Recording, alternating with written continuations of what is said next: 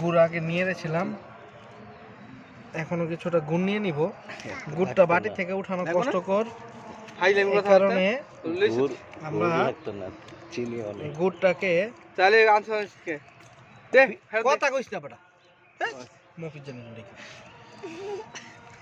এখন আমাদের ভর্তা বানাচ্ছে আমাদের প্রিয় বন্ধু রানা। চেহারাটা মাঝে মাঝে দেখা একটু। সে যে আপনার হলো আমাদের আব্দুল্লাহপুর রাস্তার মোড়ে আম ভর্তা বিক্রি করে, খুব প্রসিদ্ধ রানার আম ভর্তা।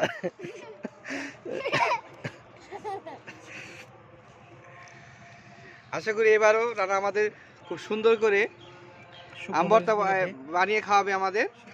লাগবে, আমরা আরো শুকনো মরিচ নিয়ে নিচ্ছি।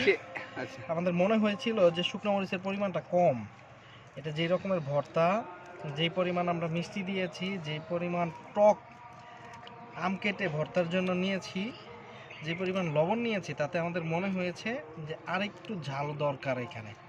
এখানে টক ঝাল মিষ্টির একটা প্রপার সমন্বয় দরকার।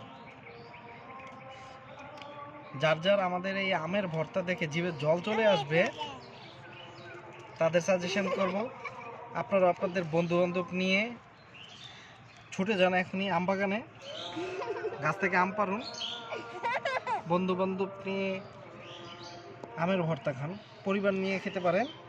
আর যদি কারো মনে হয় যে আমাদের ভর্তা খেতে চলে আসতে পারেন, আপনাদের জন্য আরও একদিন আমরা প্রয়োজনে এরকমের একটা আয়োজন করি। খাও, এটা খাও।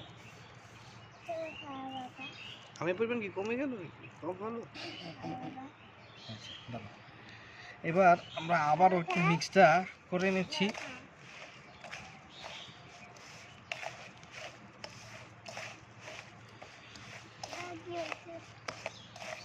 ধন্যবাদ।